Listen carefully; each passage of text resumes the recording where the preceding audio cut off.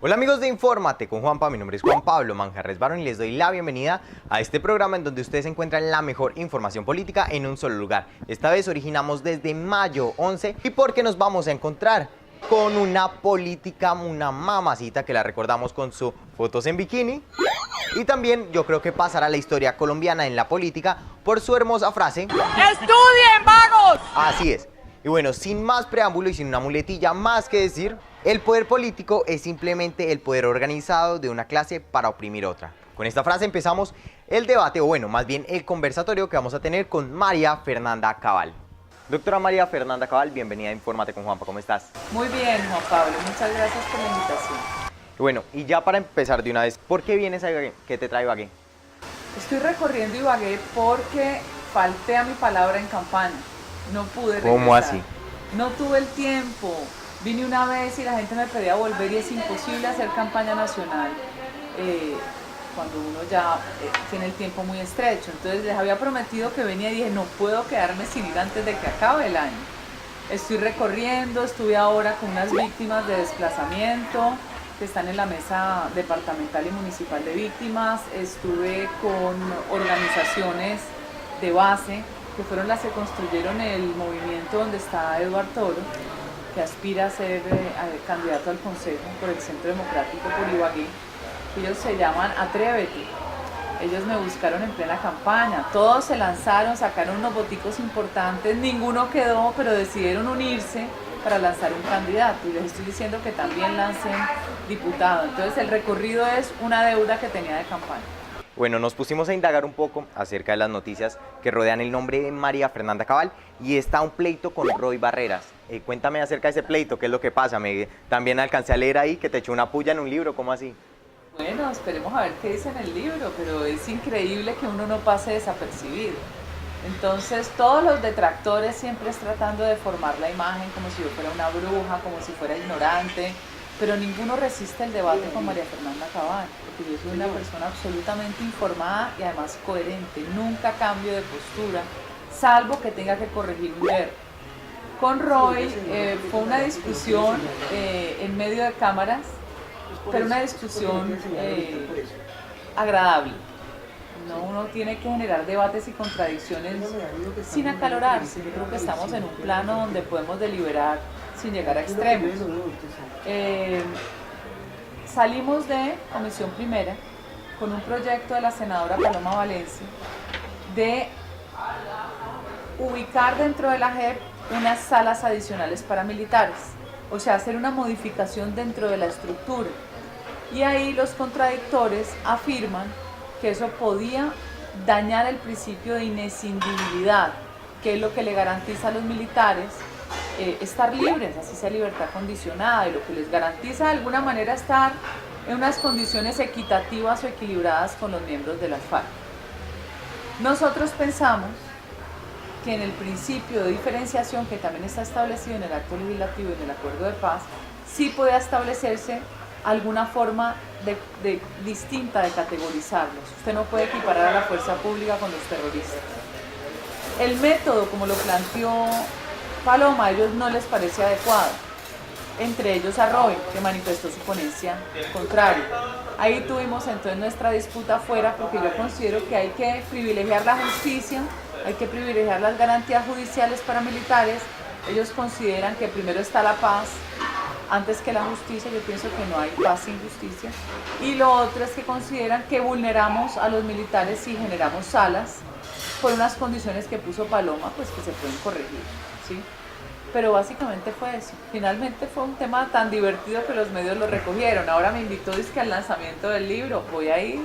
Claro que sí. A ver qué barbaridad dice. Que dice que revivió la Unión Soviética por el lapsus, entonces, y que revivía el comunismo. Entonces yo le digo, bueno, ¿y qué hay en Venezuela? Dictadura comunista. Claro que existe el comunismo. Ustedes aquí tienen el mejor ejemplo en el Tolima. Aquí sigue vivito. Es verdad, es verdad. Pero bueno, algo que causó furor y que también te tacharon fue por confundir Harvard, o bueno, escribir mal Harvard, la Universidad de Harvard. Si no estoy mal, era me gustaría aclarar eso. Muchos lo tomaron como si hubieras, perdóname la expresión, bruta al escribir, que muchos te catalogaron así en redes sociales, echándole la puya pues a Santos. No, no. Lo que pasa es que yo tengo unos detractores permanentes en redes que su función simplemente es actuar inmediatamente yo trino. A ellos no les importa si el trino es bueno, regular, malo, a favor o en contra. Son simplemente señaladores, yo diría que prepago, porque muchos de esos también son trolls. Si tú entras a las cuentas, pues tienen 3 seguidores, 5, 25, nada que ver. Profe de Harvard es porque esa es la forma como en Colombia se pronuncia. Si quieren que yo pronuncie, yo hablo inglés. Yo no me voy a cometer ese error, obviamente. Entonces uno no va a decir Harvard. Entonces a los detractores hay que decirles que por favor me manden un audio pronunciándolo. A ver si es que la bruta soy yo o los que no saben hablar inglés son ellos. Harvard era una tomadera de pelo, una mamadera de gallo. El profe de Harvard. También leí por ahí que estabas dolida con algunas decisiones del presidente Iván Duque. Cuéntame un poco acerca de esas decisiones. Mi crítica hacia este gobierno es que no pueden gobernar sin tener en cuenta a todos los que trabajamos en una campaña agotadora y una campaña polarizante, porque finalmente terminó el país dividido, tristemente, y venía pues obviamente dividido por todo el acuerdo de paz y porque Santos contribuyó a la división y obviamente nosotros como oposición también respondíamos, ¿sí? Entonces, no está bien la indiferencia frente a una bancada que hizo todo lo posible por salir electa, pero también por elegir este gobierno. O sea, el presidente Iván Duque no llegó solo. Todos ayudamos. Y esto no es buscando puestos ni clientelismo. Esto es reconocimiento a un ejercicio y un merecimiento. Nosotros tenemos gente muy competente que puede ocupar cargos que hoy están ocupando, gente que jamás estuvo en la campaña, que caen paracaídas, o gente que viene del gobierno anterior. Esa es la crítica. Una plataforma educativa que lanzó el doctor Iván Duque, acompañada de la ministra María Victoria Angulo, que es Orgullo Agreña, es Generación En. ¿Qué te parece la generación que sacaron? Bueno, empecemos porque la ministra es excepcional, pero además hija de un señor excepcional. O sea, su padre fue un prohombre y tenerla en el gabinete para mí como ciudadana, no como senadora, es un privilegio. Pero no mucho, porque después... Todo lo que sean plataformas digitales son transformadores de cultura. Y yo les pongo un ejemplo simple. ¿Usted qué haría si usted se levanta por la mañana y no tiene este aparatito? Claro, y no lo queda. deja usted sin esto hasta la 1 de la tarde. ¿Usted qué hace? No, pues la verdad, Doc, me desespero. Se desespera, por ¿Verdad? supuesto. Pues resulta que esta plataforma de vivir en el mundo real, donde tú puedes saber qué pasa en Siria, qué pasa con la elección de Brasil mañana, donde va a ganar Bolsonaro, ¿sí? Te da una información en tiempo real que te permite tener un criterio inmediato, es la velocidad. Y la velocidad genera eficiencia. Cuando a ti te ponen universidades para desplazarte 2 horas para ir a atender una aula de clase y en cambio te dan la posibilidad virtual de atender cursos que te van a capacitar y te van a formar mucho más, pero adicionalmente que vas a poder acceder a profesores que nunca podrías acceder o porque son exclusivos de Harvard, tienes en la plataforma, ¿sí? ¡Qué rico! Pensar con sentido común es eso, que más gente acceda. Tengo una amiga mía que es socia de una universidad que ya tiene 15.000 estudiantes virtuales. Eso es una maravilla. Eso es tiempo real. Eso es eficiencia. Claro que sí, Doc. Y además aquí vale recalcar una frase que dijo un líder político aquí ibaguereño, que es un gobierno que le apuesta a la ocasión, es un gobierno que saca del atraso a su sociedad. Entonces aquí lanzamos esa puya. Y bueno, me dediqué a buscar algo acerca de que te echan muchas pullas, Doc. Y Estepario Lince, no sé si lo has visto, y es una de las, tú buscas María Fernanda Cabal y es uno de los primeros videos que aparecen en la sección de videos de Google. Y bueno, es una palabrota, pero es una palabrota que no sé si me la permitas. Bueno, dice, María Fernanda Cabal es una al decir que la masacre de las bananeras es un mito histórico. ¿Qué le respondes a Estepario Lince? Estepario Lince es un ignorante que no conoce el trasfondo ni la realidad detrás del mito de la masacre de las bananeras, que el mito yo lo traduzco no porque no hubiera existido una confrontación, claro que la hubo. Lo que no existieron fueron los 3.000 muertos, que el mismo Gabriel García Márquez confesa en una entrevista que le hacen fantástica con Eduardo Posada Carbó, que es columnista, no sé si todavía lo sea, del periódico El Tiempo. Vive en Londres hace muchos años, donde él dice que él necesitaba llenar los vagones de muertos en 100 años de soledad.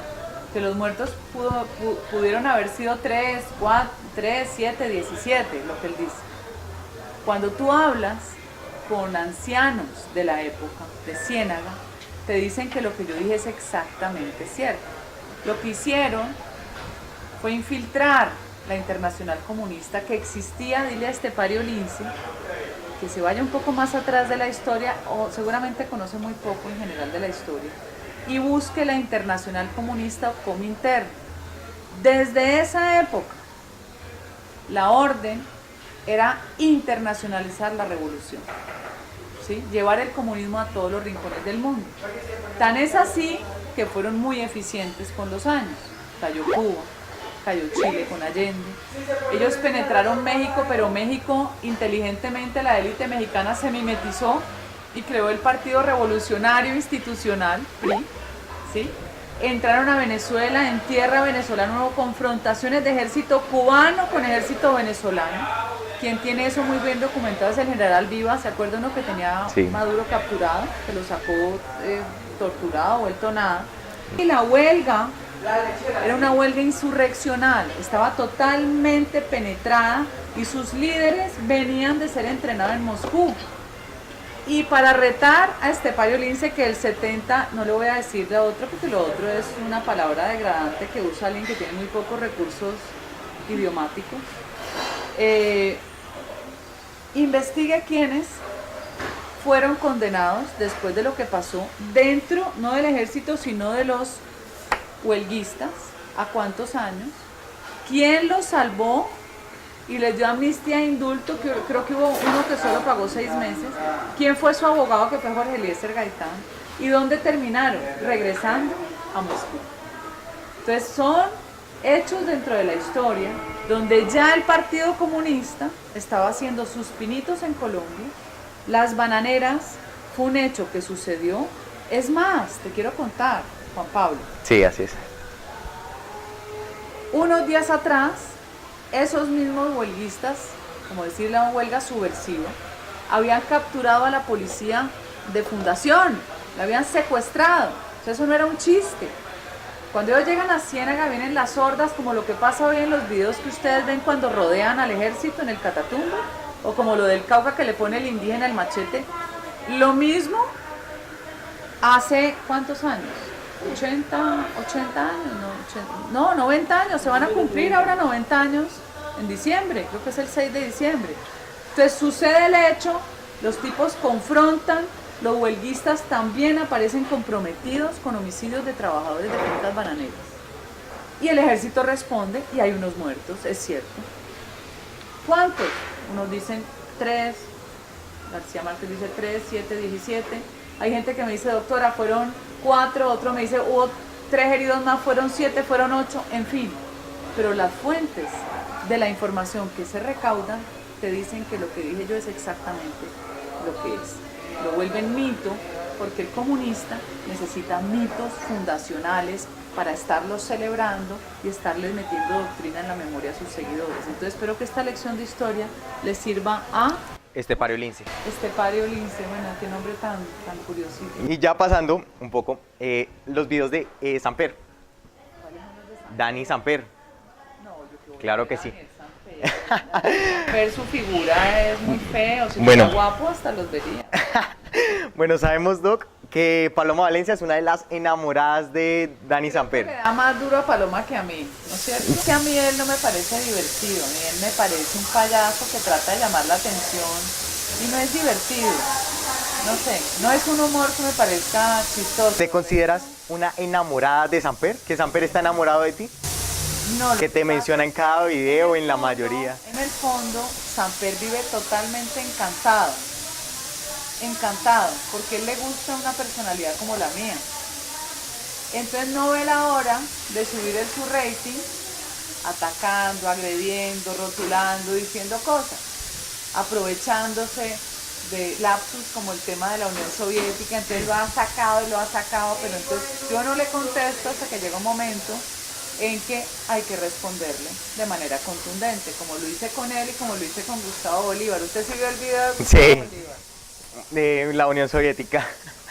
Bueno, Doc, no sé si estés empapado o si sepas algo acerca de de lo que está pasando con el predial aquí en Ibagué. Claro que sí. ¿Qué piensas acerca de ese tema? Pues que ustedes tienen un alcalde socialista, así de simple.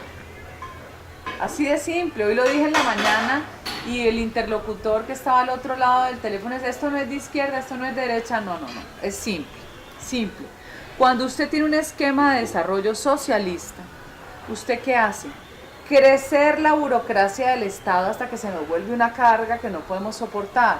Y para poder tener legitimidad en ese crecimiento, usted tiene que darle subsidios a los más pobres. No es el pensamiento en que usted tiene que proteger el empresario, que es el que genera empleo real y el que tributa y paga impuestos. Cuando usted desplaza al empresario con políticas públicas depredadoras o con exceso de carga tributaria, usted le queda una masa desempleada mucho más alta, o sea, tiene más mendigos para alimentar por cuenta del Estado, que es los impuestos de todos los colombianos. ¿Qué pasa después? Cuando sucede esto, no hay empresarios, se sube el desempleo, pero usted necesita billete para seguir manteniendo esa burocracia y subsidiando a los pobres que usted dice proteger. Necesita la plata de algún lado. Les cogen a los pobres ibaguereños y les tuercen el pescuezo y les cobran un predial que termina siendo confiscatario, que la gente que no tiene ni cómo sobrevivir, sino su pedazo, su casita, su techo, termina perdiendo su casa. O si la estás pagando con una hipoteca y te clavan un predial, eso es robo, robo, con la figura tributaria del predial por parte de un alcalde que lo que ha hecho es mal usar los recursos, destruir al empresario. Me decían que hay más de 4.000 empresas que no funcionan hoy, que el desempleo, ustedes son la cuarta ciudad con mayor desempleo. ¿Sabe qué genera eso? Violencia, y pobreza. Criminalidad, pobreza, y hace que haya más consumo por los jíbaros, más negocio de drogas ilícitas, porque la gente necesita conseguir plata de algún lado para sobrevivir. O sea, lo que ustedes viven es una tragedia. ¿Por qué? Porque este señor tiene una forma de gobernar así. Van a terminar en la olla. También hablaban de lo de los juegos. Sí, los escenarios deportivos. Se lo robaron, o sea, pero además lo grave es que no solo le quitaron el escenario al que practicaba su deporte o disfrutaba de ese espacio, sino las familias que vendían allí. Usted puede hacer toda una cadena de producción y consumo alrededor del uso y además de las actividades que se hacían por parte de los usuarios. O sea, si tú eres un nadador que necesita la piscina olímpica, la brutalidad más grande que yo he visto es que construyeran sobre lo que ya funcionaba, seguro para poder robar más. Pero el problema no es eso solamente. El problema es que necesitamos saber, ustedes como ibaguereños y nosotros como colombianos, dónde están los predios que se robó, los ladrones, dónde están el dinero, los testaferros, que la trazabilidad la tiene que entregar la fiscalía. Los bienes no se esconden tan fácil. Hay otro tema que ha tocado la sensibilidad de los colombianos, ibaguereños, tolimenses, es el asesinato de líderes sociales. Pues para no redundar tanto en este tema, ¿qué mensaje le darías a las familias que han perdido sus seres queridos por el asesinato de líderes sociales? Porque muchos, digamos, ameritan los asesinatos al centro democrático, que desde que Duque se posesionó, muchos piensan que desde allí radica el problema de los líderes sociales. ¿Qué le respondes a ellos? Me preocupa que usted repita ese discurso. No, pues te lo digo para que le respondas. Uno no puede partir de premisas falsas. ¿Cuántos? Es que dicen líderes sociales. Puede que algunos sí, otros no. No sabemos. El hecho es que hay muertos y sea o no líder social, es muy grave. O sea, lo que quiero resaltar es que dicen líderes sociales para convertirlo en una lucha, estratégicamente lo convierten en una lucha como si fuera el Estado o el Estado paramilitar y sus aliados matando a la población civil que pide derechos. Ojo con eso, porque eso es una narrativa imprecisa e inventada con un propósito macabro. ¿Por qué? Porque es que haya un muerto ya es un problema.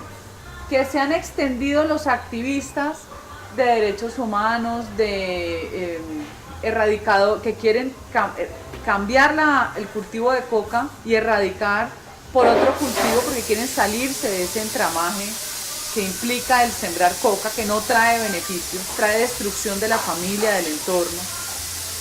Entonces los asesinan, pero también hay quienes pertenecen a distintos grupos ilegales que se disputan un territorio que terminan asesinados, no sabemos si el líder o no. El hecho es que ya hay un síntoma grave. Entonces yo les devuelvo la pregunta: ¿desde qué fecha el señor Duque está en el poder y cuánto tiempo atrás venían asesinando? No se lo pueden achacar a Duque, número uno. Y segundo, ¿por qué le toleraron a Juan Manuel Santos y los negociadores y a las FARC el que la coca tuviera que ser erradicada por voluntad de los campesinos que la cultivaban, cuando sabemos que detrás de los campesinos están los carteles del narcotráfico del mundo? Campesino que no cultive lo matan o lo desplazan. Entonces, si usted permite un acuerdo de paz sobre la base de extender la coca, tener la gasolina de la guerra para los próximos 30 años, ¿o no? 200.000 hectáreas de coca que te garantizan destrucción de la naturaleza, destrucción de las fuentes de agua, destrucción de la familia, destrucción de la juventud y de la niñez que empieza a consumir desde los 9 años, están consumiendo en la zona rural. Y la gente se pregunta que quién es la culpa. Es verdad. Bueno, hablando de tolerar, algo que pues personalmente me ha causado, digamos, alguna intriga, es que los estudiantes están marchando. Pero lo que yo quiero saber, ¿tú qué piensas acerca de esas marchas? ¿Están marchando solo porque Duque ganó o porque pues están en todo su derecho a marchar? Están aprovechando el inicio de un gobierno para dar varios golpes. Uno, tumbar a Carrasquilla, como si Carrasquilla fuera responsable de que 117 alcaldes hubieran ripiado los recursos que él logró conseguir en un momento donde la crisis financiera mundial había hecho que existiera una desfinanciación total, especialmente en municipios que no tenían acceso a crédito, porque antes usted accede a créditos del Banco Mundial, accede a créditos del BID, accede a créditos de la banca multilateral. Ahora no había, porque la crisis era mundial, no había billete, había que estructurar una nueva forma de conseguir plata. Ah, no, ahora el diablo es el que les ayuda a conseguir plata de saneamiento básico, o plata para la educación, o plata para la salud. ¿Por qué nunca va a haber oferta suficiente para la demanda que existe de estudiantes que quieren estudiar universidad, que no tienen cómo?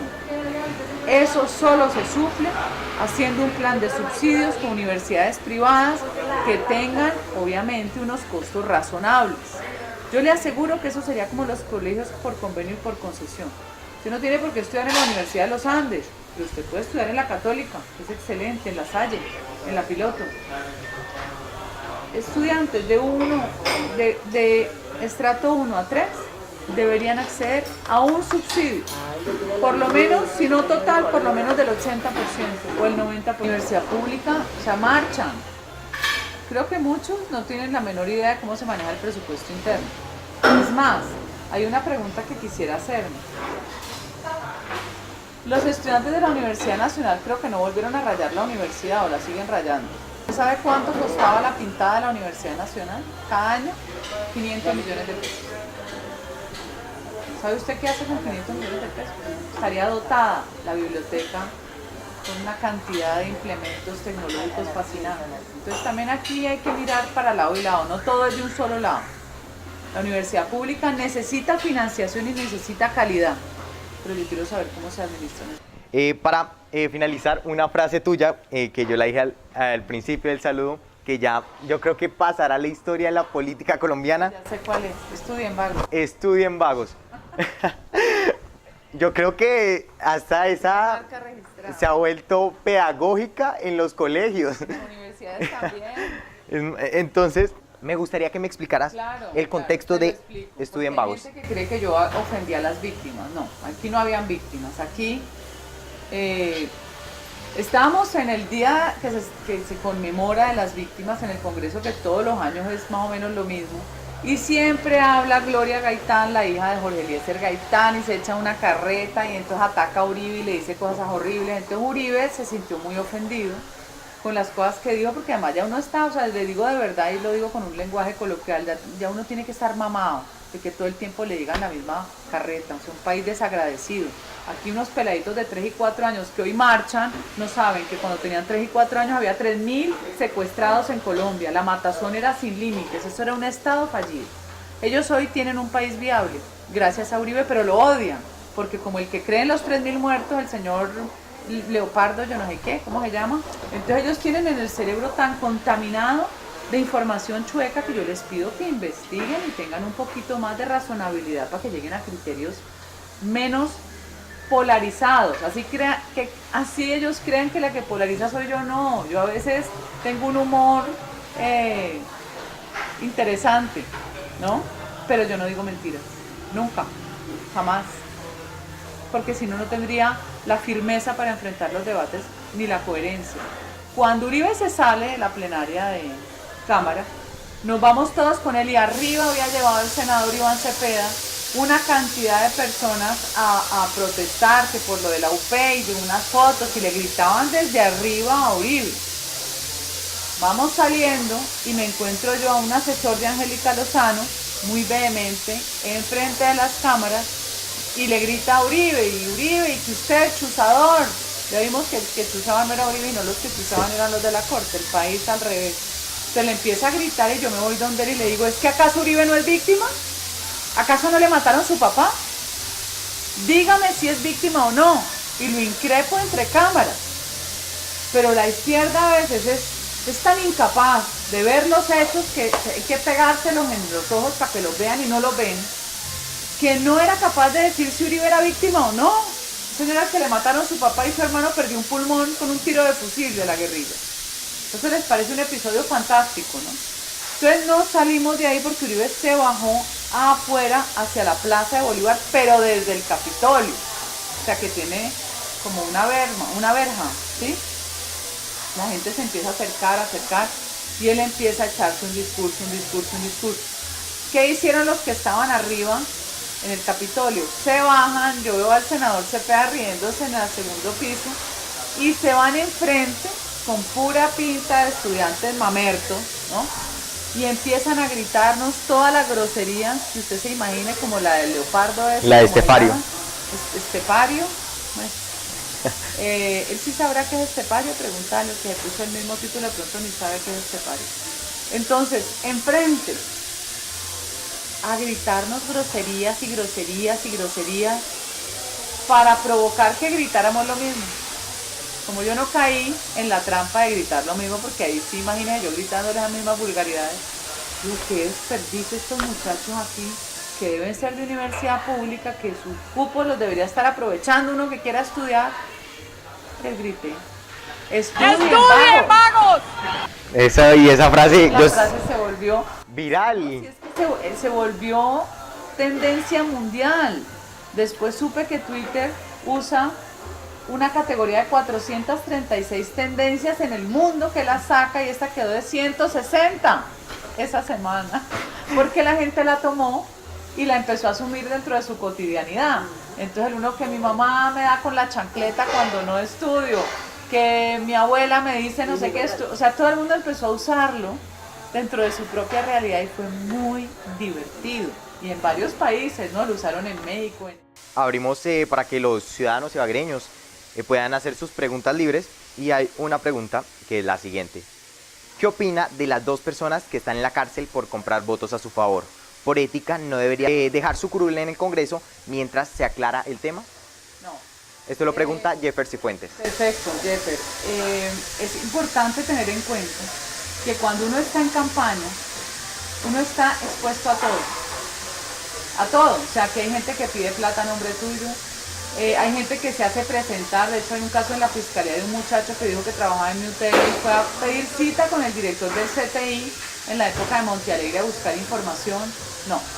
Aquí yo espero que muy pronto se aclaren las cosas, pero el dicho es que una persona con la que hicimos llave en campaña, que fue Diego Caro, no fue la única. Yo también hice llave con Juan Manuel Daza, porque uno trabaja con varios representantes a la Cámara cuando uno va al Senado.